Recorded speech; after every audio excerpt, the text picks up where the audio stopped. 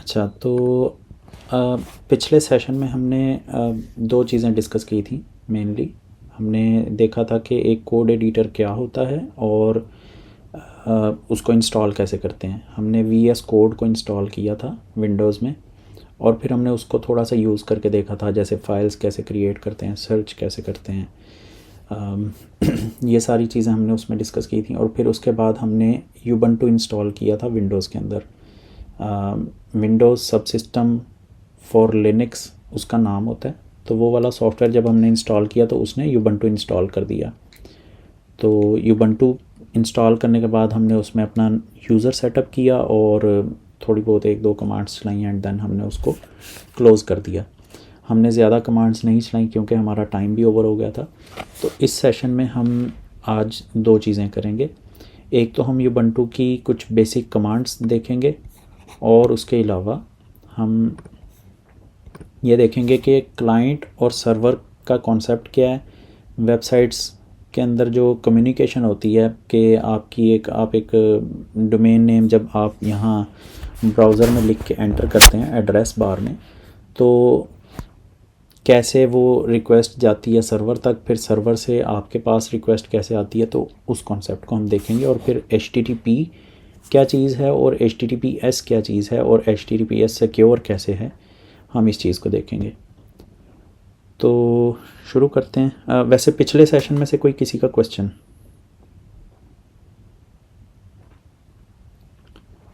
मुझे कुछ फीडबैक मिला था कि पिछले सेशन में कुछ टर्म्स मैंने यूज़ की थी, जैसे रूबी का नाम लिया था मैंने, पाइथन का नाम लिया था। तो ये क्या चीज़ें हैं? असल में ये प्रोग्रामिंग लैंग्वेजेस के नाम हैं, रूबी और पाइथन। इसके अलावा भी बहुत सारी प्रोग्रामिंग लैंग्वेजेस हैं। जावास्क्रिप्ट है, उसमें जावा है, C++, C#, इस तरह की काफ़ी सारी लैंग्वेजेस हैं, गो, रस्ट, बहुत सारी लैंग्वेजेस हैं। और लैंग्वेज, प्रोग्रामिंग लैंग्वेज क्या होती है ये हम अपने अगले कोर्स में करेंगे, सेशन में नहीं, अगले कोर्स में। वो कोर्स होगा प्रोग्रामिंग से रिलेटेड। तो उसमें हम जब बेसिक्स ऑफ प्रोग्रामिंग जब हम डिस्कस करेंगे तो उसमें हम देखेंगे कि प्रोग्रामिंग लैंग्वेज क्या होती है। लेकिन अभी के लिए उसका जानना इतना ज़रूरी नहीं है, सिर्फ नाम आपको, मतलब रूबी जो है वो एक प्रोग्रामिंग लैंग्वेज का नाम है जिसमें सॉफ्टवेयर बनते हैं। पाइथन भी एक सॉफ्टवेयर बनाने वाली कंप्यूटर की लैंग्वेज है। अच्छा, तो हम अब शुरू करते हैं यूबंटू बेसिक कमांड से। तो यूबंटू में बहुत सारी कमांड्स हैं, लाइक हंड्रेड्स ऑफ कमांड्स हैं, 200-300 तो शायद मुझे भी याद होंगी। लेकिन जो बहुत बेसिक कमांड्स हैं इनिशियली जो आपको लर्न करनी चाहिए वो ये लिस्ट है। इसके अलावा भी कुछ हो सकती हैं, लेकिन अभी के लिए मैंने ये लिस्ट प्रिपेयर की है। इसमें पहली कमांड है ls। ls क्या करती है? ये जो करंट लोकेशन होती है, अभी हम जब इसका प्रैक्टिकल करेंगे तो मैं मज़ीद एक्सप्लेन करूँगा, लेकिन करंट लोकेशन में जितनी भी फाइल्स और फोल्डर्स होते हैं उनकी लिस्ट दिखा देती है। ls मतलब लिस्ट। cd मतलब चेंज डायरेक्टरी। ठीक है, डायरेक्टरी मैंने बताया था पिछले सेशंस में, डायरेक्टरी हम फोल्डर को भी कहते हैं। तो cd जो है वो करंट लोकेशन को, जो आप इसे पाथ बताएंगे ना, जो फोल्डर आप इसे बताएंगे कि इस फोल्डर में चले जाओ, तो वो उस फोल्डर में चला जाएगा। pwd आप जिस फोल्डर में हैं अभी, वो फोल्डर का पाथ दिखा देगा कि किस फोल्डर में हैं आप। ये pwd का मतलब होता है प्रेजेंट वर्किंग डायरेक्टरी। ठीक है, डायरेक्टरी बिल्कुल फोल्डर को कहते हैं। तो फोल्डर और डायरेक्टरी एक दूसरे का सिनोनिम है। mkdir, mk मतलब मेक, डायर डायरेक्टरी। तो ये मेक डायरेक्टरी की कमांड है mkdir। Creates a new folder, ये एक न्यू फोल्डर या एक न्यू डायरेक्टरी जो है ये क्रिएट करती है। टच एक न्यू फाइल क्रिएट करती है। rm remove, rm means remove, ये एक फ़ाइल डिलीट करती है। क्लियर जो आपके स्क्रीन पे लिखा होगा उसको क्लियर कर देगी। एग्ज़िट आपकी स्क्रीन बंद कर देगी, टर्मिनल बंद कर देगी। और apt आप यूज़ करते हैं सॉफ्टवेयर इंस्टॉल करने के लिए। अब हम इनको one by one go through करते हैं। ओके, सो यहाँ पे हम अब विंडोज़ में हैं और हम क्या करेंगे, आपने जो भी काम करना है, जितने भी आगे हमारे सारे सेशंस जो हैं प्रोग्रामिंग लैंग्वेज के हैं या कोई भी सेशंस हैं, वो सारे हमने यूबंटू में करने हैं। आपने डायरेक्टली इधर विंडोज़ में आके कुछ भी नहीं करना सिवाय VS कोड के। जब आपने VS कोड इस्तेमाल करना है तो तब आपको यहाँ पे आना होगा। अच्छा, यूबंटू हमने ओपन किया। अब ये आप देखें यहाँ पे थोड़ा सा मैं इसको जूम कर लूँ, ज़्यादा ही जूम हो गया लेकिन चलें ठीक है आई थिंक। तो पहली कमांड हमने देखनी है ls, ठीक है। तो यहाँ जब मैं ये जब टर्मिनल ओपन हो जाता है और ये आप देख रहे हैं ये ब्लिंक कर रहा है, ये कभी आता है कभी जाता है, ये लाइन सी जो है इसको कर्सर कहते हैं और ये ब्लिंक कर रहा है इस टाइम पे। तो जब ये ब्लिंक कर रहा हो इस तरह से तो दैट मीन्स कि आप यहाँ पे कुछ लिख सकते हैं। तो आप जब ls, अच्छा ये जूम जो है ये थोड़ा प्रॉब्लम कर रहा है, एक मिनट मैं इसको ख़त्म करके,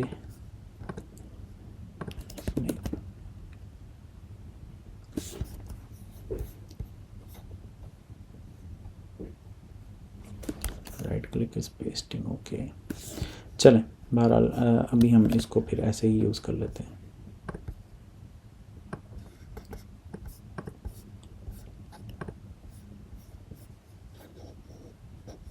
ठीक है, जब मैं ls टाइप करूँगा तो यहाँ पे ये मुझे वो फ़ाइल, मतलब जितनी भी फाइल्स होंगी इस फ़ोल्डर में वो दिखा देगा, जिस फ़ोल्डर में मैं हूँ। अभी किस फ़ोल्डर में हूँ उस पर हम बात नहीं कर रहे, लेकिन यहाँ पे आप देख रहे हैं कि कोई भी उसने कुछ भी नहीं दिखाया।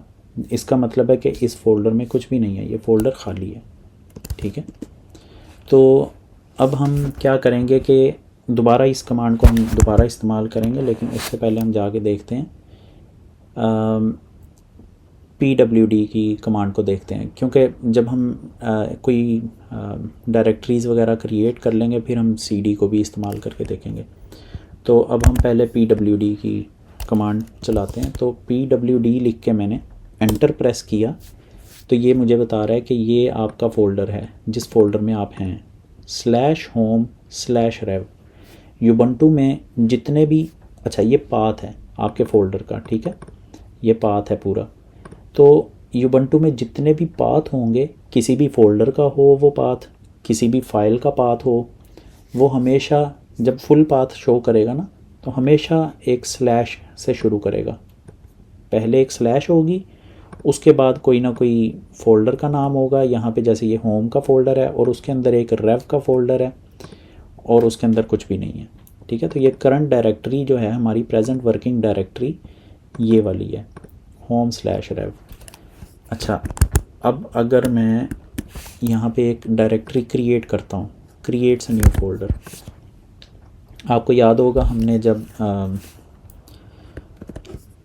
जब एक फ़ोल्डर क्रिएट किया था यहाँ पे टेस्ट के तौर पे, तो यहाँ हम ऐसे राइट क्लिक करके न्यू और ये फ़ोल्डर करते थे, ठीक है, विंडोज़ में। यूबंटू में आप क्या करेंगे, अच्छा यूबंटू में आपको सारा काम जो है वो कमांड्स के थ्रू ही करना चाहिए। तो यहाँ आप यूबंटू में आप क्या करेंगे, आप वो mkdir वाली कमांड चलाएंगे। तो mkdir की अगर मैं कमांड चलाता हूँ, mkdir स्पेस माई टेस्ट फोल्डर। अच्छा, जब मैंने आपको एक और बात याद होगी कि मैंने कहा था कि कभी भी आपने अपने फ़ोल्डर नेम में या फाइल नेम में कोई स्पेसिस नहीं देनी। अगर आपने कुछ स्पेसिस वाला लिखना है, जैसे माई टेस्ट फोल्डर 3 वर्ड्स हैं इसके अंदर, अगर आप एक फ़ोल्डर बनाना चाह रहे हैं इस नाम से तो आप ऐसे बनाएं, अंडरस्कोर के साथ उसे सेपरेट करें या फिर उसको आप ये डैश हाइफन भी कहते हैं इसे, हाइफन या डैश, इसके ज़रिए सेपरेट करें, स्पेस नहीं देनी। अच्छा, स्पेस देंगे तो क्या, पहले हम इसको क्रिएट करते हैं। अच्छा, जब मैंने ये क्रिएट किया तो इसने मुझे कोई एरर नहीं दिया और इसने कोई सक्सेस मैसेज भी नहीं दिया कि क्रिएट हो गया। अब इसको अगर मैं वेरीफाई करना चाहूँ कि ये क्रिएट हुआ है या नहीं, तो मैं दोबारा ls टाइप करूँगा, क्योंकि ये कमांड मुझे जो मेरा फ़ोल्डर है इस टाइम उसके अंदर जितनी भी फाइल्स और फोल्डर्स हैं उनकी लिस्ट दिखाएगा। तो जब मैं ls करूँगा तो ये देखें, ये मुझे बता रहा है कि आपका फ़ोल्डर क्रिएट हो चुका है। इसको हम विंडोज़ में जाके भी वेरीफाई करते हैं कि ये क्रिएट हुआ है कि नहीं। अच्छा, विंडोज़ में वेरीफाई करने के लिए आप क्या करेंगे, आप यहाँ ये जो फोल्डर फाइल एक्सप्लोरर आप ओपन करेंगे और ये जहाँ पे होम लिखा हुआ है ना, यहाँ पे आप खाली जगह पे क्लिक करें और फिर यहाँ पे आपने टाइप करना है बैकस्लैश एक दफ़ा और एक और दफ़ा, 2 दफ़ा बैकस्लैश, फिर WSL और डॉलर का साइन। ठीक है, ये जब आप लिख के एंटर प्रेस करेंगे तो ये आपके पास यहाँ पे एक फ़ोल्डर दिखा रहा है यूबंटू का, इसको आपने ओपन करना है। अब आप ये देख रहे हैं, ये ऊपर हमने क्या बताया था कि जो मेरी प्रेजेंट वर्किंग डायरेक्टरी है वो है /home/rev, और यहाँ पे आप देख रहे हैं, सॉरी, यहाँ पे आप देख रहे हैं कि मेरे पास एक होम का फ़ोल्डर पड़ा है यहाँ पे। तो मैं इसको ओपन करता हूँ, यहाँ आप देख रहे हैं रेव का फ़ोल्डर है। रेव का फ़ोल्डर ओपन किया तो अच्छा, इसमें कुछ फाइल्स नज़र आ रही हैं हमें, ये मैं बताता हूँ ये यहाँ पे क्यों नज़र आ रही हैं और यहाँ पे क्यों नहीं नज़र आई थी जब हमने ls टाइप किया था। लेकिन ये आप देख रहे हैं साथ में माई टेस्ट फोल्डर, ये भी यहाँ पे बन गया हुआ है, हमने क्रिएट किया था यहाँ से mkdir करके। अच्छा, अब इसकी क्या वजह है कि बाकी फ़ाइल्स क्यों नहीं शो हो रही यहाँ टर्मिनल पे हमारे पास, इसको टर्मिनल कहते हैं, यूबंटू का टर्मिनल। ठीक है, कमांड लाइन भी कहते हैं, टर्मिनल भी कहते हैं, टर्मिनल वर्ड ज़्यादा बेहतर है। अच्छा, ये फ़ाइल्स क्यों नहीं शो हो रही, आप अगर नोटिस करें तो हर फाइल जो भी शो नहीं हुई, ये तो शो हो रहा है वहाँ पे जब हम ls टाइप करते हैं, बाकी कुछ शो नहीं होता। जो चीज़ें शो नहीं हो रही उनके शुरू में क्या है, आप नोटिस करें, हर फाइल या फोल्डर के शुरू में डॉट लगा हुआ है। ठीक है, आपने विंडोज़ में आपको आइडिया होगा कि फ़ोल्डर्स और फाइल्स आप हाइड कर सकते हैं, हिडन फाइल्स, हिडन फोल्डर्स। ठीक है, यूबंटू में फ़ाइल्स को हाइड करने का तरीका ये है कि आप उनके नाम से पहले डॉट लगा दें, तो वो फिर ls वगैरह करने से नहीं आएंगी। लेकिन अब अगर आप हिडन फाइल्स और हिडन फोल्डर्स भी यहाँ पे शो करना चाहते हैं अपनी कमांड लाइन में, तो आप क्या करेंगे, ls स्पेस a का मतलब है ऑल, कि सारी फाइल्स दिखाओ मुझे। तो जब आप ls स्पेस a करेंगे तो ये आप देख रहे हैं कि आपको .bash हिस्ट्री भी दिखा रहा है, .bash logout, .bash rc, .config, सारी डॉट वाली फाइल्स, और फिर माई टेस्ट फोल्डर भी दिखा रहा है आपको। तो अगर हम देखें तो यहाँ पे ये सारी वही फाइल्स हैं, .config, .bash history, bash logout, bash rc। ठीक है, तो इसलिए अक्सर आप जब ls की कमांड यूज़ करें तो आप ls a करके यूज़ करें तो आपको मतलब सारी फाइल्स का आइडिया हो जाएगा। कभी कभी ऐसा होता है कि फ़ाइल हिडन होती है, आपने ls टाइप किया और वो हिडन फाइल आपके सामने शो नहीं हुई, तो फिर आप कंफ्यूज हो जाते हो कि फ़ाइल कहाँ गई, वो फ़ाइल नहीं मिल गई डॉट वाली। अच्छा, उसके अलावा अगर मैं देखना चाहूँ कि इन फाइल्स का साइज़ क्या है, साइज़ मतलब ये कितने KB की है, ये कितने MB की है, इस तरह से अगर मैं साइज़ देखना चाहता हूँ तो उसके लिए मैं क्या करूँगा, ls-a तो मैंने लगाया हुआ था, साथ ही मैं s लिख दूँगा फॉर साइज़, कि मुझे साइज़ भी शो करो। ठीक है, तो मैं यहाँ पे जब साइज़ लिखूँगा तो ये वो मुझे बता रहा है कि ये फ़ाइल 0 बाइट्स की है और बैश लॉगआउट भी 0 बाइट्स का है। ये जो बैश rc है ये 4 बाइट्स की है, और डॉट प्रोफाइल भी जो है वो भी 4 बाइट्स की है। फ़ोल्डर का कभी भी ये साइज़ नहीं शो करती ये कमांड। फ़ोल्डर का साइज़ देखने के लिए डिफरेंट तरीके हैं, उनमें हम अभी नहीं जाएंगे। ठीक है, तो ये फ़ाइल साइज़ शो कर रही है, लेकिन ये थोड़ा सा ना देखने में आपको मतलब कमांड जो है आउटपुट कोई सही नहीं नज़र आई। तो इसको आप देखने के लिए मतलब एक रीडेबल फॉर्मेट में देखने के लिए आप क्या करेंगे, AS आपने लिखा था, साथ आप H लिख देंगे। H का मतलब है ह्यूमन, ह्यूमन मतलब इंसान, क्योंकि ये मशीन है तो मशीन अपने फॉर्मेट में दिखाती है। हम कहते हैं कि उस फॉर्मेट में दिखाओ जिसमें इंसान अगर देखे तो उसे पढ़ने में समझ आए, आसानी हो जाए उसे। तो जब आप ये करेंगे तो ये देखें आपके पास थोड़ा सा बेहतर फॉर्मेट हुआ। ठीक है, अब ये फॉर्मेट भी अभी इतना क्लियर नहीं है, तो आप क्या करेंगे कि एक और फ्लैग है L का मतलब है लिस्ट, कि मुझे ना एक लिस्ट फॉर्मेट में दिखाओ, मुझे इस तरह से एक लाइन में ना दिखाओ, मुझे एक लिस्ट में दिखाओ।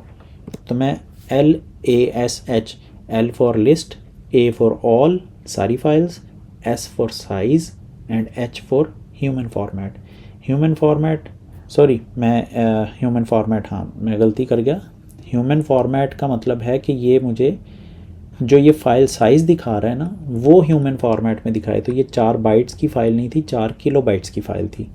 इसी तरह ये जो फ़ाइल है ये 4 किलो बाइट्स की फ़ाइल है। तो पहले ये सिर्फ 4 दिखा रहा था और हमें नहीं पता था कि ये बाइट्स है, जैसे मैंने गलती की कि ये बाइट्स है, लेकिन ये बाइट्स नहीं है, असल में ये किलो बाइट्स है। तो इसलिए H जब आप लिखते हैं तो ये आपको उसका यूनिट भी दिखाता है कि ये मेगा बाइट्स है या किलो बाइट है या बाइट है, क्या है। अच्छा, जब मैं L करूँगा तो ये मुझे एक लिस्ट अच्छे तरीके से दिखा देगा, अच्छे फॉर्मेट में। ये देखें, अब यहाँ पे सबसे इधर जो है ये फ़ाइल नेम आ रहे हैं, ये बता रहा है कि फ़ाइल क्रिएट कब हुई थी, ये वाली फ़ाइल, ठीक है। ये डिफरेंट फाइल्स हैं, ये कब क्रिएट हुई थी। फिर इन चीज़ों को आप इग्नोर कर दें, ये रेव जो हैं, ये सारा रेव जो लिखा हुआ है, ये चीज़ जो है ये फ़ाइल साइज़ है। ये अगेन बैश हिस्ट्री का फ़ाइल साइज़ 184 बाइट्स होगा आई बिलीव, क्योंकि उसके साथ कुछ लिखा नहीं हुआ। 220 जो है ये इसका साइज़ है 220 बाइट्स। बैश आरसी का साइज़ है 3.7K। अब यहाँ आप देख रहे हैं बैश आरसी का 3.7K कह रहा है, यहाँ पे वो 4K कह रहा था। तो ये वाली जो कमांड है जो L के साथ आप एंटर करते हैं, ये आपको प्रॉपर उसका एग्जैक्ट साइज़ भी बताती है। ये जो है ये राउंड कर देती है, जो विदाउट L जो कमांड होती है ना वो राउंड कर देती है। कन्फिग के फ़ोल्डर का वो साइज़ बता रही है 4 किलोबाइट, जो कि मिनिमम एक फ़ाइल का साइज़ होता है। लेकिन ये क्योंकि फ़ोल्डर है तो इसके अंदर और फाइल्स हो सकती हैं, लेकिन ये उनका साइज़ नहीं बताएगा आपको। इसी तरह ये 807 बाइट्स और ये 4 किलोबाइट्स का एक फ़ोल्डर है, हालांकि इसके अंदर हमने कुछ भी नहीं बनाया अभी माई टेस्ट फोल्डर के अंदर। ये हो गई हमारी ls की कमांड। यहाँ तक किसी का कोई क्वेश्चन?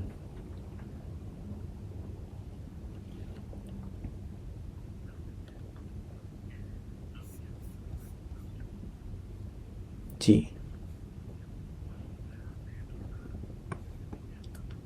नहीं, ये डेट बता रहा है कि 16 मार्च को बनी थी ये फ़ाइल। अगर सन बताएगा, अगर वो आपका जो अभी का सन है ना, जैसे 2024 चल रहा है, अगर ये फ़ाइल 2023 में क्रिएट हुई होती ना तो फिर ये दिखाता साथ में कि ये 2023 मार्च 10 2023, ठीक है। हाँ, अगर फ़ाइल इसी सन में क्रिएट हुई है फिर वो सन नहीं दिखाता, वो एडिशनल इन्फॉर्मेशन हो जाती है ना। तो अगर कोई हुई होगी तो फिर सन दिखाएगा। और कोई किसी का क्वेश्चन? अदरवाइज़ हम अगली कमांड पे मूव करते हैं और थोड़ा सा जल्दी भी चलते हैं। लेकिन वैसे हमने PWD और mkdir हमने देख ली हैं। अब हम CD देखते हैं। तो यहाँ पे जब मैंने ls/ किया था, इसको मैं शॉर्ट टर्म में ls/ बोलता हूँ, तो मुझे ये फाइल्स दिखा रहा है कौन से फ़ोल्डर की। ये वाला जो फ़ोल्डर है रेव फोल्डर में जो फाइल्स हैं वो वाली लिस्ट दिखा रहा है। अब मैं चाहता हूँ कि मैंने इस फ़ोल्डर में जाना है, इस फ़ोल्डर की फ़ाइल्स देखनी है। तो मैं पहले इस फ़ोल्डर के अंदर जाऊँगा, चेंज डायरेक्टरी की कमांड यूज़ करके, CD स्पेस मेरे फ़ोल्डर का नाम, ठीक है, माई टेस्ट फोल्डर। अब ये आप देख रहे हैं मैंने पूरा टाइप किया है। आप इसको टाइप किए बगैर भी आप इसको कंप्लीट कर सकते हैं। कैसे? आप थोड़ा सा लिखें कुछ, फ़ोल्डर का शुरू का नाम my और टैब प्रेस करेंगे तो ये आपका फ़ोल्डर का नाम वो ऑटो कंप्लीट कर देगा, खुद ही लिख देगा, ठीक है। तो जब मैं CD करूँगा इसमें तो ये अब देख रहे हैं यहाँ पे ये $साइन से पहले कुछ भी लिखा नहीं हुआ था। इसका मतलब होता है जब $साइन से पहले ये टिल्डा का साइन होता है ना, ये मद का साइन, ये जो है इसे टिल्डा कहते हैं। तो ये टिल्डा का साइन अगर हो तो इसका मतलब है आप होम फोल्डर में। ये होम फोल्डर था हमारा, होम रेव हमारा होम फोल्डर। अब वो दिखा रहा है कि होम के अंदर ये वाला फ़ोल्डर है, होम/ ये फ़ोल्डर। तो अब आप इस फ़ोल्डर के अंदर हैं। अब जब मैं ls/ करूँगा तो अब मुझे ये इस फ़ोल्डर के अंदर की फ़ाइल्स दिखाएगा। इस फ़ोल्डर के अंदर कौन सी फ़ाइल्स हैं? कोई भी नहीं। इवन के डॉट वाली भी नहीं है, हिडन फाइल्स भी नहीं है। तो जब मैं ls/ करूँगा तो ये मुझे कुछ भी नहीं दिखाएगा, कोई फाइल नेम्स नहीं दिखा रहा। अच्छा, ये दो जो चीज़ें दिखाता है ये हमेशा दिखाता है, इसको आप इग्नोर कर सकते हैं। ये इसका मतलब होता है इसकी जो पेरेंट डायरेक्टरी वगैरह वो चीज़ें होती हैं, इसको आप इग्नोर कर सकते हैं, कोई ये फाइल्स नहीं है बेसिकली। अच्छा, तो अब हमने चेंज डायरेक्टरी वाली कमांड भी देख ली। अब हम थोड़ा सा ये देखते हैं कि एक्चुअली ये ना मैं थोड़ा सा आप लोगों के लिए होमवर्क छोड़ूंगा कि मैंने याद होगा मैंने कहा था कि डायरेक्टरी क्रिएट करते हुए आपने स्पेस नहीं देनी फ़ोल्डर के नाम में। ये जहाँ पे हमने डायरेक्टरी क्रिएट की थी स्पेस नहीं देनी। तो स्पेस अगर देते हैं तो क्या होगा ये आपने देखना है, ये आपका होमवर्क होगा। ठीक है, ये नोट डाउन कर लें आप साथ में, क्योंकि फिर बाद में हो सकता है कि आप लोगों को ये ना मिले। मैं वैसे देखता हूँ, मैं भी कहीं नोट डाउन कर लेता हूँ इसे।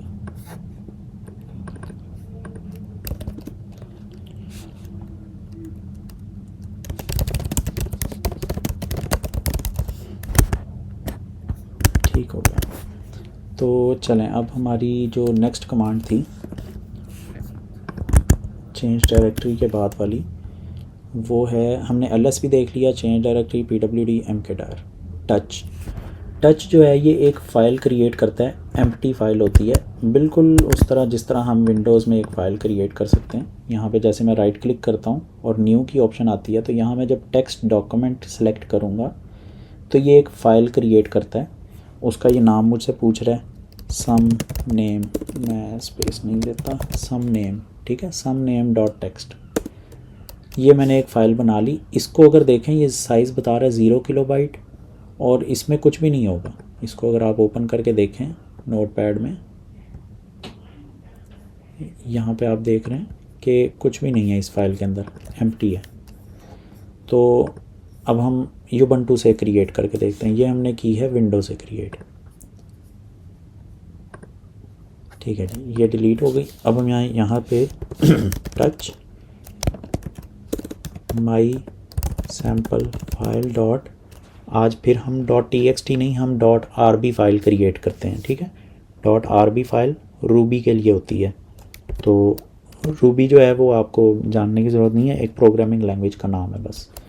जब मैं ये करके ये लिख के एंटर करूँगा, टच स्पेस फाइल का नाम डॉट एक्सटेंशन का नाम rb, तो ये क्या करेगा, एक अगेन जिस तरह mkdir ने किया था कि उसने कुछ बताया नहीं था कि क्या हुआ है, क्रिएट हुई है या नहीं हुई, लेकिन अगर कोई एरर नहीं आता तो इसका मतलब है क्रिएट हो गई है। अब अगर मैं यहाँ पे ls करता हूँ तो यहाँ पे आप देख रहे हैं ये फ़ाइल क्रिएट हो गई है, माई सैम्पल फाइल डॉट rb, और उसका साइज़ है 0 बाइट्स। अब हम यहाँ पे भी देख सकते हैं जाके, ये थोड़ा रिफ़्रेश करना पड़ता है, तो आप वापस फ़ोल्डर में जाएं, ये देखें यहाँ पे ये फ़ाइल बन गई हुई है rb फाइल। ठीक है, तो ये हो गया हमारा टच की कमांड। rm जो है वो एक, हाँ जी,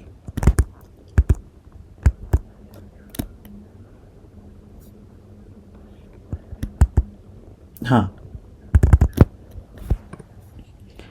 अच्छा, एरर जो है ना जनरली टच की फ़ाइल में एरर नहीं आता, टच की कमांड में। ठीक है, टच की कमांड हो जाए या mkdir की कमांड हो जाए, जनरली उसमें एरर नहीं आता अनलेस कि आप फाइल नेम में ऐसा कोई सिंबल डाल दें जो अलाउ ना हो। जैसे कि ट्राई कर लेते हैं, मुझे याद नहीं है कौन सा सिंबल अलाउ नहीं है, लेकिन टच डॉलर अगर मैं करता हूँ तो इसने क्रिएट कर दी है डॉलर के नाम से भी। तो जनरली जो है ना ये एरर नहीं देती। ठीक है, लेकिन अगर कभी एरर आ जाए, मतलब एरर एक सूरत में आ सकता है कि अगर आपकी जो हार्ड डिस्क है उसकी स्पेस फुल हो गई है, बिल्कुल एक बाइट भी नहीं बची। ठीक है, तो फिर जो है ना वो आपको ये एरर देगा कि आपकी डिस्क स्पेस फुल हो चुकी है। या फिर आप एक ऐसे फ़ोल्डर में एक फ़ाइल बनाने की कोशिश कर रहे हैं जिस फ़ोल्डर में आपको इजाज़त नहीं है। परमिशंस की जो बात है ना, ये थोड़ा सा, ये जो लिस्ट है ना, मैंने कहा कि ये इग्नोर करें। ये जो रेव और रूट, ये जो 2 कॉलम्स हैं, ये बेसिकली परमिशंस हैं इन फाइल्स की, इन फोल्डर्स की। ये परमिशंस में हम नहीं, इसमें डेप्थ में नहीं जाएंगे, लेकिन अगर आपको परमिशन ना हो तो ये टच जो है आपको एरर देगा, mkdir भी आपको एरर देगा, ठीक है। परमिशंस पे हम इंशाल्लाह बाद में जब हम प्रोग्रामिंग के सेशंस करेंगे उसमें फिर हम परमिशंस पे भी बात करेंगे। ठीक हो गया। हाँ, कोई भी क्वेश्चन हो दरम्यान में रोक दीजिए, पूछ लें क्वेश्चन, कोई इशू नहीं।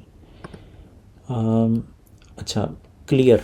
अब ये जो कुछ हमने लिखा है ये सारा, क्लियर की कमांड का वैसे कोई इतना ख़ास फ़ायदा नहीं है, लेकिन ये आप देख रहे हैं कि एक काफ़ी कुछ लिखा हुआ है स्क्रीन पे। अगर मैं चाहता हूँ ये सब क्लियर हो जाए तो मैं यहाँ पे क्लियर लिख के एंटर करूँगा, तो ये आप देख रहे हैं सब क्लियर हो गया, ठीक है। हाँ, लेकिन फ़ोल्डर में अभी भी उसी फ़ोल्डर के अंदर हूँ जो फ़ोल्डर मैंने चेंज डायरेक्टरी करके किया था। अगर मैं सिर्फ cd लिख के एंटर करता हूँ, आगे फ़ोल्डर का नाम नहीं देता, मैंने फ़ोल्डर का नाम दिया था ना cd करने के लिए, इसमें इस फ़ोल्डर में जाने के लिए cd करके इस फ़ोल्डर का नाम दिया था। लेकिन अगर मैं cd लिख के, खाली cd लिख के एंटर करता हूँ तो क्या होगा, ये भी आपने चेक करना है, ये आपका होमवर्क होगा। इसके अलावा भी आप जो है ना ख़ुद से जो भी आपके जहन में आ रहा हो कि जी ये करके देखता हूँ क्या होगा, ये करके देखता हूँ, आप करें उसको, ठीक है, उसका आपको बेनिफिट होगा। अच्छा, अब हम जाते हैं आरएम को डिस्कस करते हैं। तो यहाँ पे अब हम देख लें एक बार दोबारा से, हमारे पास माई सैम्पल फ़ाइल बनी हुई है। अब मैं कहता हूँ मुझे ये फ़ाइल नहीं चाहिए, रिमूव करनी है, तो आरएम यूज़ होता है रिमूव के लिए, आरएम स्पेस फ़ाइल नेम। अब मैं पूरा फ़ाइल नेम दोबारा से फिर नहीं लिख रहा, मैंने फ़ाइल नेम लिखा शुरू का उसका कुछ हिस्सा और टैब प्रेस किया, तो जो भी फ़ाइल उस नाम से मैच करती होगी तो वो आ जाएगी। अच्छा, यहाँ मैं एक और चीज़ दिखाता हूँ आपको। यहाँ पे मैं टच करता हूँ my second file dot rb, ठीक है, तो ये एक और फाइल क्रिएट कर देगा। अब यहाँ आप देख रहे हैं कि ये मुझे दो फाइल्स दिखा रहा है, दोनों का नाम शुरू होता है माई से। तो जब अब मैं rm लिख के माई करूँगा और टैब प्रेस करूँगा तो ये मुझे पूरा फाइल नेम खुद से, क्योंकि इसे नहीं ना पता कि मैं कौन सी फ़ाइल डिलीट करना चाह रहा हूँ, तो ये पूरी फाइल नेम नहीं यहाँ पे ऑटो कंप्लीट करके देगा। मैंने टैब प्रेस किया तो इसने जहाँ तक सेम था नाम उतना इसने लिख दिया, आगे कहता है कि बताओ कौन सी फ़ाइल। तो अगर मैंने सैम्पल फ़ाइल डिलीट करनी है तो मैं a लिखूँगा, SA, और अगर मैंने सेकंड फ़ाइल डिलीट करनी है तो मैं SE लिखूँगा। अच्छा, मैंने E लिख दिया। अब जो है मैं टैब प्रेस दोबारा कर सकता हूँ, जब मैं दोबारा करूँगा तो अब इसे पता चल गया, अच्छा ये माई सेकंड फ़ाइल को डिलीट करना चाह रहा है, ठीक है। तो और इस हैसल से बचने के लिए आप शुरू से ही माई SE ऐसे करेंगे, टैब प्रेस करेंगे तो वो खुद ही कंप्लीट कर देगा, फिर आपको 2 बार नहीं करना पड़ेगा। अच्छा, अब हम RM हमने किया, अब हम देखते हैं कि सेकंड फ़ाइल हमने डिलीट की है, तो क्या सेकंड फ़ाइल पड़ी है?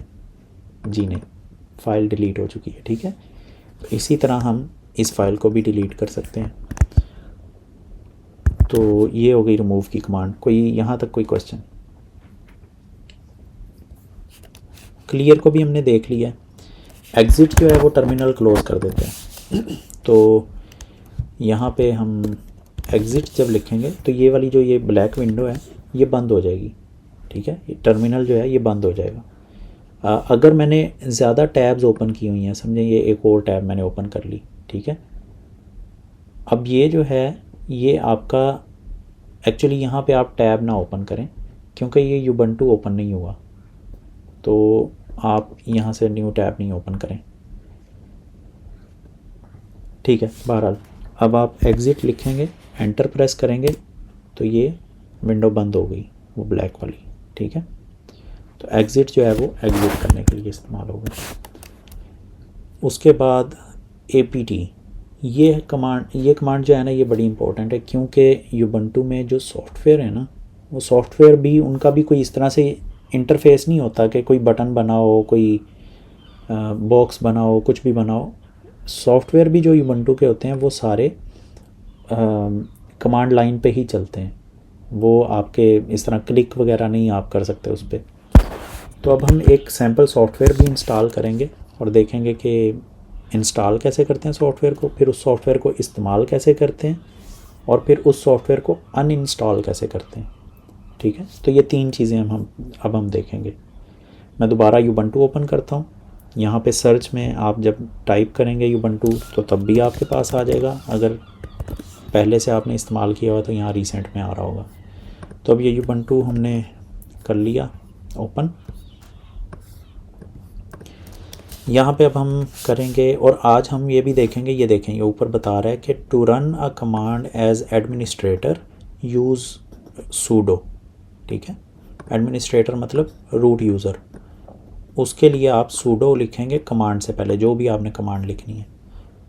अच्छा, अब हम देखते हैं कि एक सॉफ्टवेयर का नाम है TREE। ये क्या करता है ये मैं बाद में बताता हूँ, जब हम इसको इंस्टॉल कर लेंगे, यूज़ करेंगे तो फिर मैं दिखाऊंगा। और ये ट्री का सॉफ्टवेयर, अब मैंने ट्री लिख के एंटर किया तो उसने मुझे एरर दिया कि ट्री कमांड जो है वो नहीं मिली, बट आप इसको इंस्टॉल कर सकते हैं। कैसे इंस्टॉल कर सकते हैं? APT की कमांड से। ठीक है, APT इंस्टॉल ट्री। अब अगर मैं सूडो नहीं लिखता इस कमांड से पहले तो क्या होगा, हम देखते हैं। मैंने लिखा APT install tree, copy paste किया मैंने, तो ये जब मैं लिख के एंटर करूँगा तो ये देखें मुझे एरर दे रहा है परमिशन डिनाइड, कि आपको परमिशन नहीं है सॉफ्टवेयर इंस्टॉल करने की। फिर वो ये मज़ीद थोड़ी सी बात कर रहा है और फिर वो पूछ रहा है कि आप रूट यूज़र हैं, लेकिन आप देख रहे हैं यहाँ पे हम रूट यूज़र नहीं हैं, हम रेव, हमारे यूज़र का नाम है रेव, REV। ठीक है, ये रूट यूज़र नहीं है। तो अगर हमने सॉफ्टवेयर इंस्टॉल करना है, एक ऐसा यूज़र है जो रूट यूज़र नहीं है लेकिन उसने सॉफ्टवेयर इंस्टॉल करना है, तो उसके लिए वो करेगा सूडो और आगे वही command APT space install space tree. ठीक है, तो सॉफ्टवेयर इंस्टॉल करना है तो आपने करना है APT स्पेस इंस्टॉल और आगे सॉफ्टवेयर का नाम, और रिमूव करने का हम बाद में देखेंगे। अब मैं एंटर प्रेस करता हूँ तो ये मुझसे पूछ रहा है पासवर्ड क्या है। ये बिल्कुल वही उस तरह की चीज़ है जैसे आप विंडोज़ में जब आप कोई सॉफ्टवेयर रन करते हैं एज एन एडमिनिस्ट्रेटर, तो ये आपको विंडोज़ जो है वो आपसे कंफर्मेशन लेता है कि क्या आप इसे एज एन एडमिनिस्ट्रेटर रन करना चाहते हैं। जैसे ये मैं रन एज एडमिनिस्ट्रेटर कहता हूँ, कहाँ गया,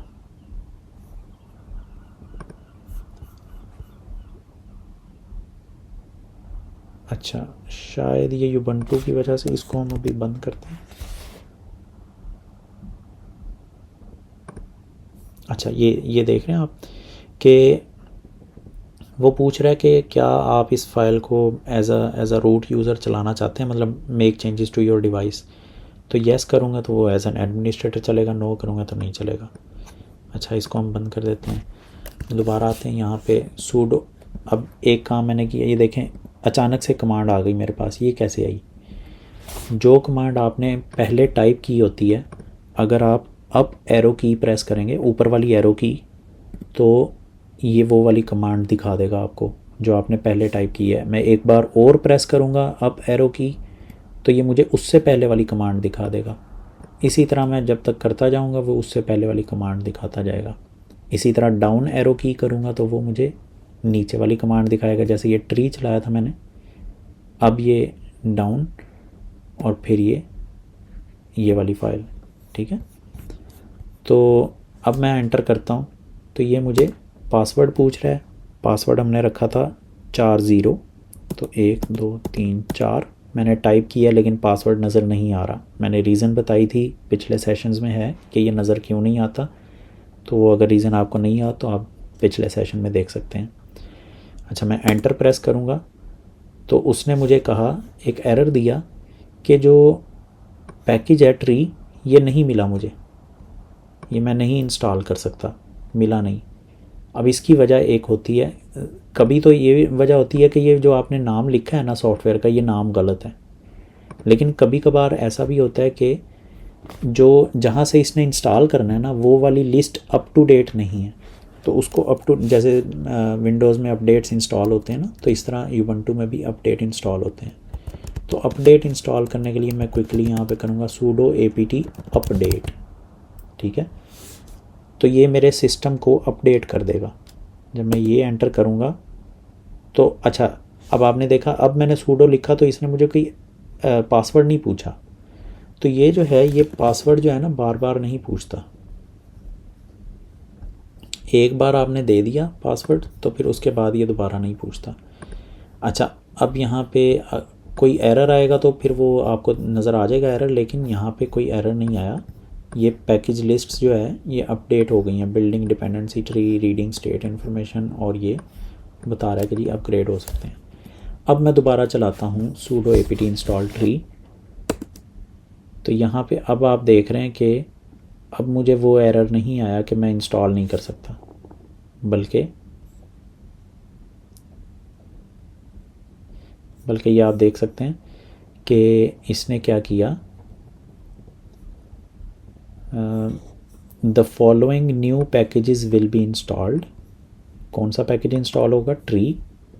और फिर 0 अपग्रेड हुए हैं, कोई सॉफ्टवेयर अपग्रेड नहीं हुआ, 1 इंस्टॉल हुआ है नया सॉफ्टवेयर, और इतनी स्पेस ली है उसने, सॉरी नहीं, ये तो डाउनलोड किया उसने।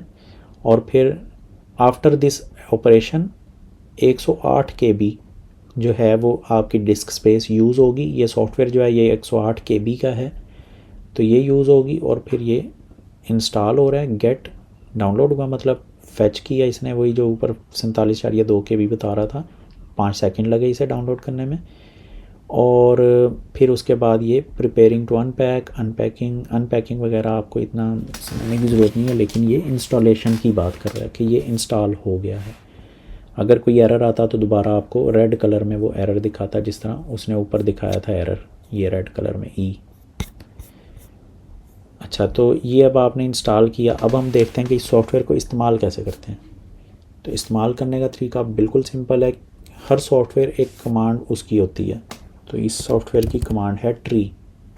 जब मैं ट्री लिख के एंटर करूँगा तो ये मुझे मेरे जो जिस फोल्डर में मैं हूँ उस फोल्डर का स्ट्रक्चर दिखा रहा है कि आपके पास इस फोल्डर में, ये जो होम फोल्डर है टिल्डा वाला, इसके अंदर आपके पास एक और फोल्डर है जिसका नाम है माई टेस्ट फोल्डर, और उस फोल्डर के अंदर आपके पास एक फ़ाइल है जिसका नाम है माई सैम्पल फाइल। ठीक है, तो ये ट्री का फोल्डर आपको एक इस तरह ट्री फॉर्म में, मतलब ट्री इसको कहते हैं कि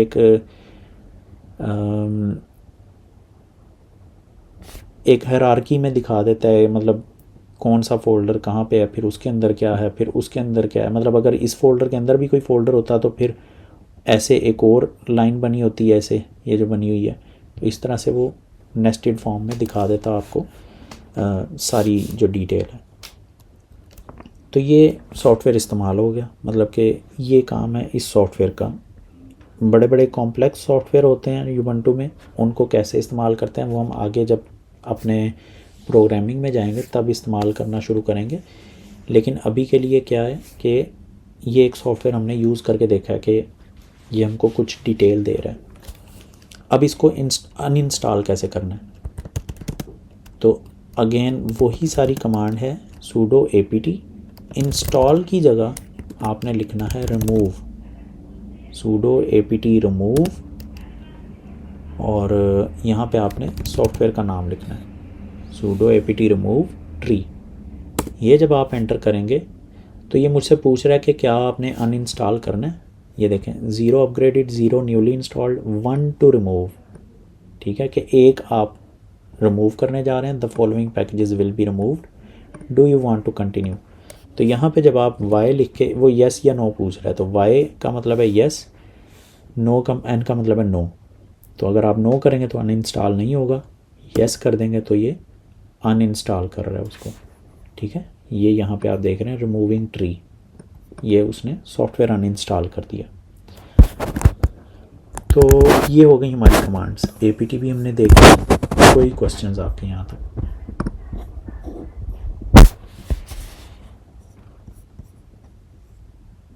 नो क्वेश्चंस, ओके। तो चलें हम इसको करते हैं एग्ज़िट, और यहाँ से हम क्या करते हैं कि, सॉरी एक सेकंड, एक सेकंड, एक चीज़ देख लें।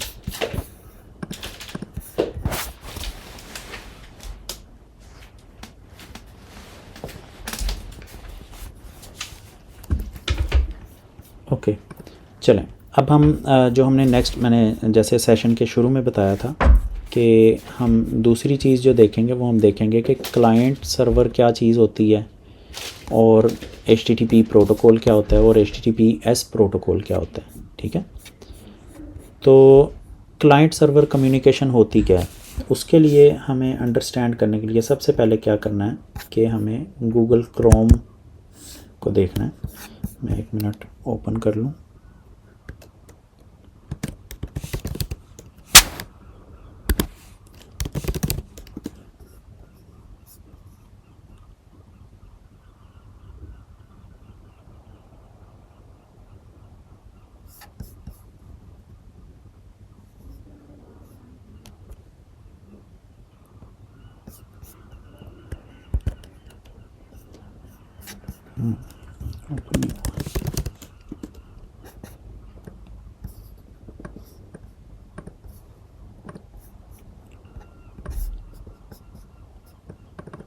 ठीक है, तो यहाँ पे जैसे हमने अपने पिछले सेशन में, सेकंड सेशन में हमने ये बात की थी कि ब्राउज़र क्या होता है और उसके डिफरेंट एलिमेंट्स क्या होते हैं। तो यहाँ पे हमने एड्रेस बार की बात की थी।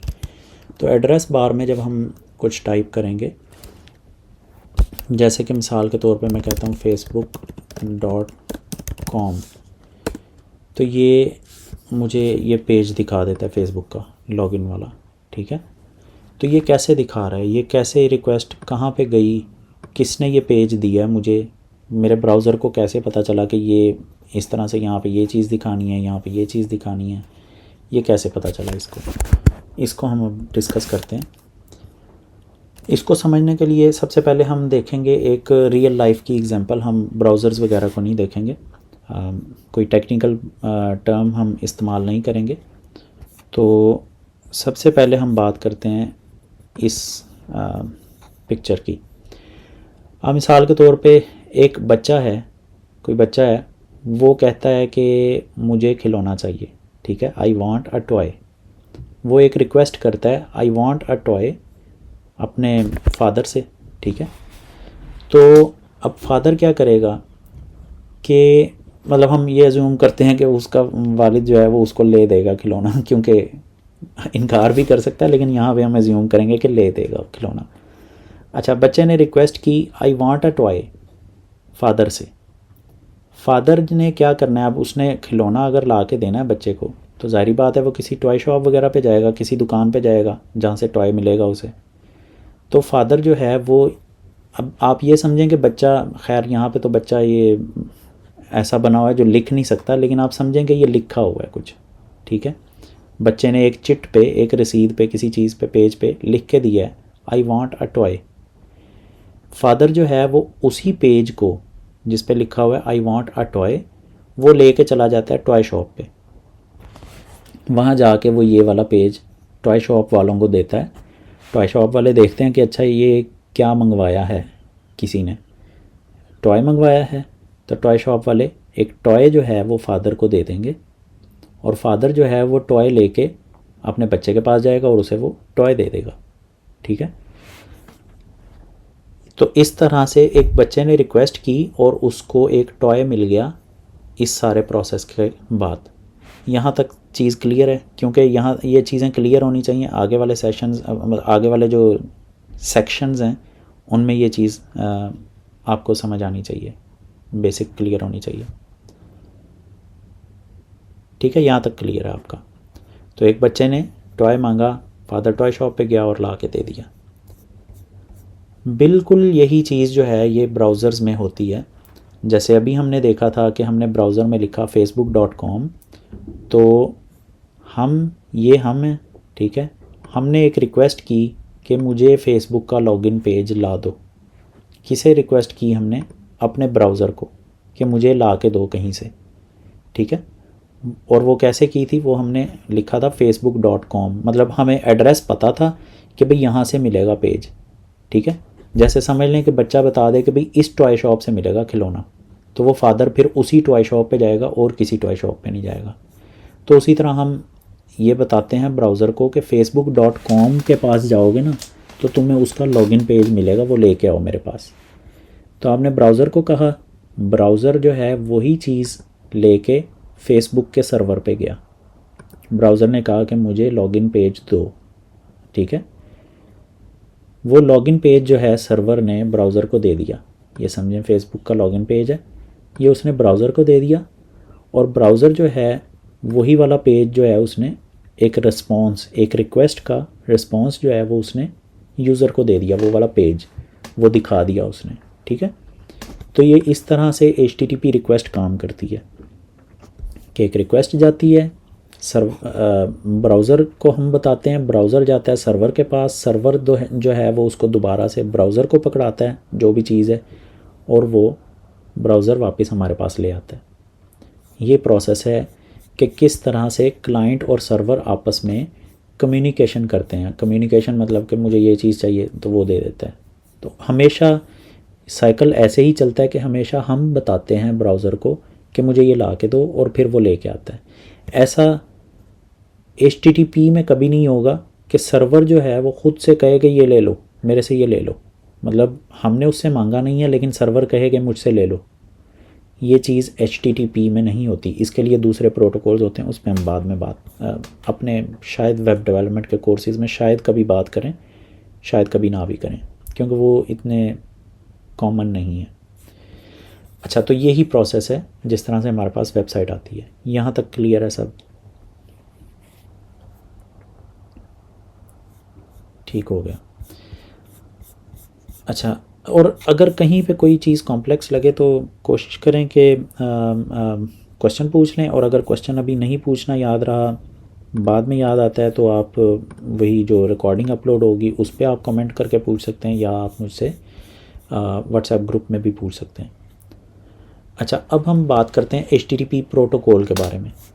ये जो चीज़ है ना, ये जो हमने अभी ये डिस्कस किया कि कैसे एक पेज जो है वो हमारे पास आता है, फेसबुक पेज, उसके लिए कोई ना कोई तरीका इस्तेमाल करना पड़ता है। ब्राउज़र जो है वो सर्वर जो है वो ऐसे बात अंडरस्टैंड नहीं करता कि हम उसे कुछ भी दें और वो हमें दे दे जो हमने उससे मांगा है, कुछ भी हम उससे कहें वो हमें दे दे वो चीज़, ऐसे वर्क नहीं करता। ब्राउज़र क्या कहता है कि मुझे एक ख़ास तरीके से आप रिक्वेस्ट भेजोगे तो मैं आपकी रिक्वेस्ट एक्सेप्ट करूँगा, वरना मैं नहीं करूँगा। अच्छा, और वो ख़ास तरीका क्या है? HTTP जैसे मैंने बताया था, हाइपर टेक्स्ट ट्रांसफ़र प्रोटोकॉल को कहते हैं। अच्छा, आप दोबारा उसी एग्जांपल को लेते हैं, बच्चे वाली एग्जांपल को, और यहाँ पे आप देखें कि अगेन बच्चे ने रिक्वेस्ट की ब्राउज़र से, अपने फादर से रिक्वेस्ट की, आई वांट अ टॉय। अब यहाँ पे आप ये समझ लें कि ये उसने डब्बे में डाल के दी बच्चे ने, ये जो लिखा हुआ है ना एक डब्बे के अंदर डाल के दिया, क्योंकि सर्वर ने कहा है कि मुझे एक डब्बे में चिट लिख के दोगे तो मैं आपकी बात मानूंगा, वरना मैं आपकी बात नहीं मानूंगा। तो आप ऐसे ही चिट खाली नहीं भेज सकते, आपने डब्बे में रख के दी, ठीक है। ये डब्बा ओपन है, इसके अंदर आपने चिट लिखी, आई वॉन्ट अ टॉय, और बच्चे ने अपने फादर को दे दी वो चिट। फादर ने क्या किया, वही डब्बा एज़ इट इज़, कुछ उसने छेड़ा नहीं है डब्बे को, उसने वही डब्बा लेके गया टॉय शॉप के पास, और टॉय शॉप वालों को वो दे दिया उसने। टॉय शॉप वालों ने देखा कि डब्बा मिला हमें, जो हमारी रिक्वायरमेंट थी कि एक डब्बा होना चाहिए, उसके अंदर कुछ होना चाहिए, तो डब्बा मिला उन्हें। उन्होंने उसके अंदर देखा तो उन्हें यह चिट मिली कि आई वांट अ टॉय।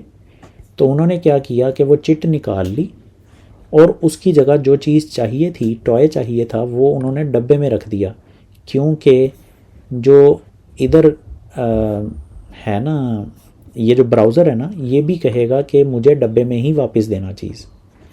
अच्छा, तो इसने डब्बे में रख के वो चीज़ दे दी फादर को, और फादर वही डब्बा लेके आ गया बच्चे के पास, और बच्चे को वो चीज़ दे दी, ठीक है।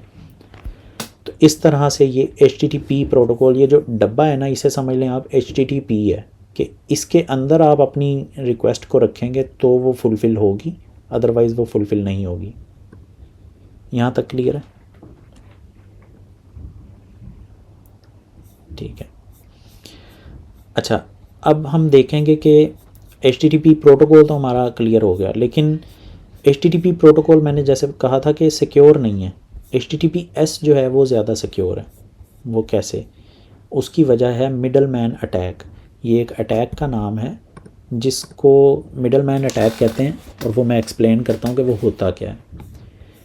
अब दोबारा से वही एग्जांपल कि बच्चे ने रिक्वेस्ट की, डब्बे में डाल के दिया आई वांट अ टॉय। ब्राउज़र उसने फ़ादर को दिया।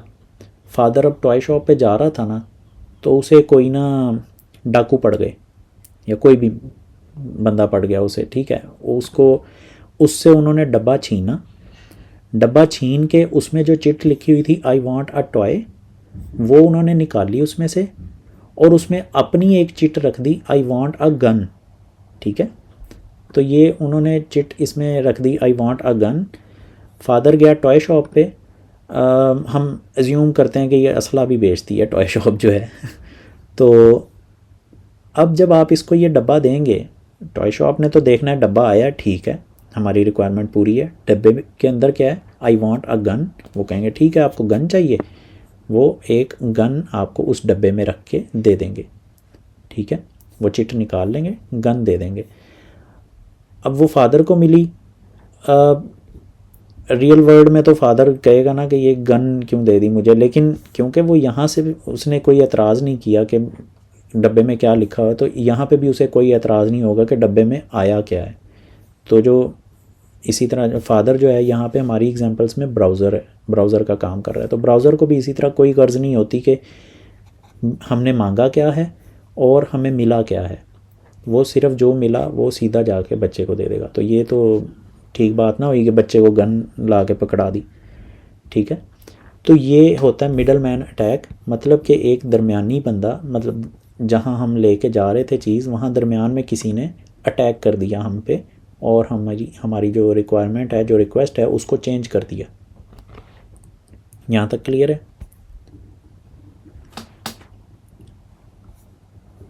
ठीक हो गया। अच्छा, अब एक तो हमने एग्जांपल देखी कि यहाँ पे अगर कोई अटैक कर देता है फादर पे और डब्बा छीन के उसमें से चिट चेंज कर देता है, लेकिन यहाँ पे भी तो कुछ हो सकता है ना। जैसे कि अब ये दूसरी एग्जांपल है, ये भी मिडल मैन अटैक की है कि रिक्वेस्ट की आई वांट अ टॉय। फादर जो है वो वही वाला डब्बा लेके, आई वांट अ टॉय वाला डब्बा लेके वो टॉय शॉप पे गया। टॉय शॉप से उसको टॉय मिला, लेकिन जब वो लेके वापस जा रहा था ना, तो यहाँ पे कहीं उसको दोबारा से लोग डाकू पड़ गए, और उन्होंने क्या किया कि टॉय छीन लिया, टॉय निकाल लिया और उसमें गन रख दी, और वो डब्बा दोबारा पकड़ा दिया फादर को। तो फादर जो है वो डब्बा दोबारा बच्चे के पास ले जाएगा, जो कि अगेन एक ठीक चीज़ नहीं है। बच्चे ने तो नहीं मांगी थी गन, बच्चे ने तो टॉय मांगा था। अब बच्चा ना समझ भी होता है, तो वो हो सकता है कभी कभी समझ आ भी जाती है उसे और कभी नहीं भी आती, तो हो सकता है वो कहे कि ये क्या ला दिया मुझे।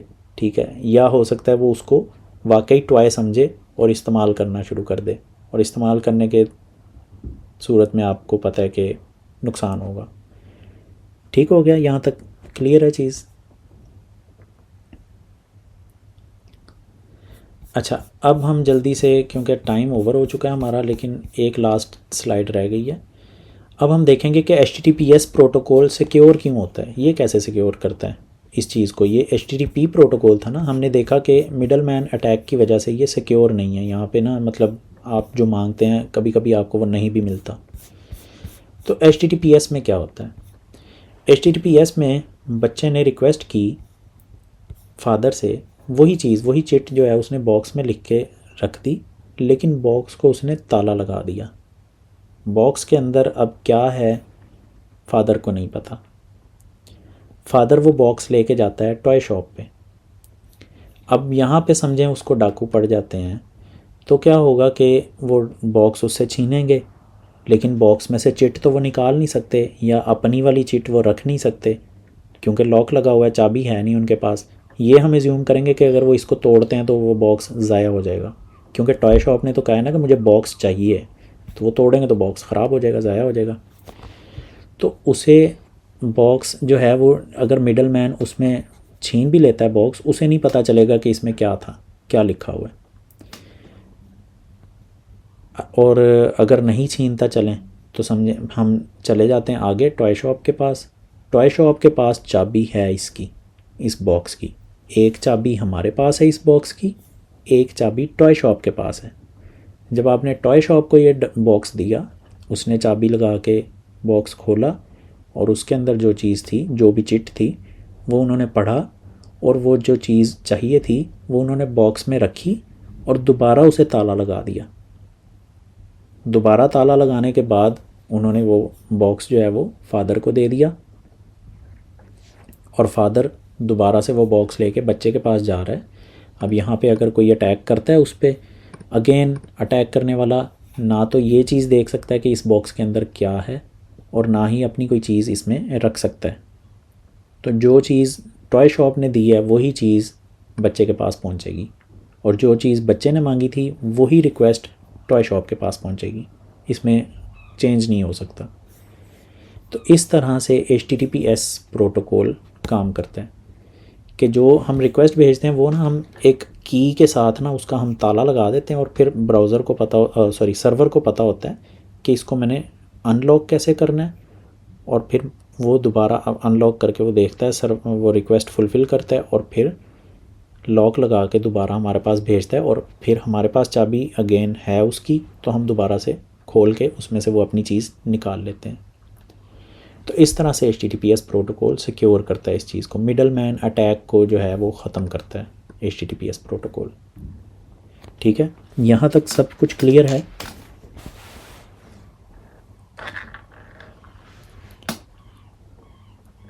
ठीक है, अच्छा अब ये चीज़ें हमने सीखी क्यों हैं, HTTPS।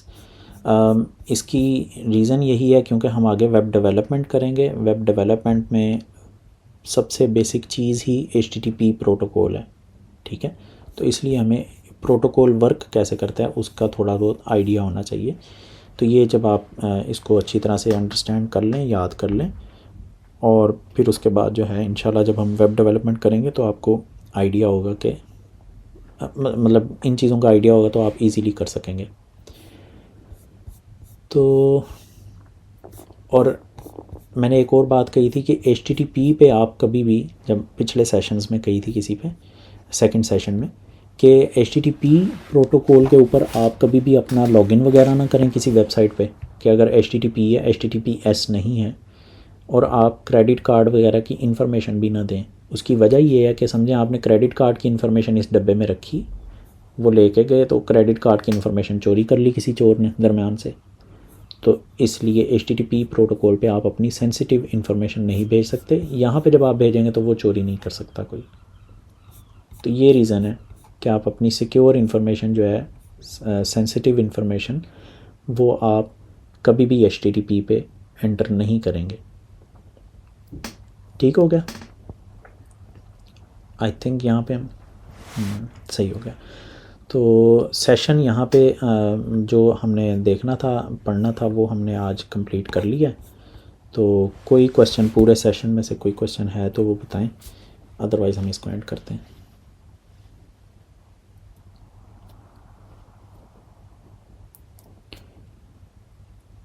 सही हो गया, चलें ठीक है, फिर आई थिंक हम यहाँ पे आज सेशन को एंड करते हैं और इंशाल्लाह नेक्स्ट सेशन कल दोबारा होगा इसी टाइम पे 10:15 बजे।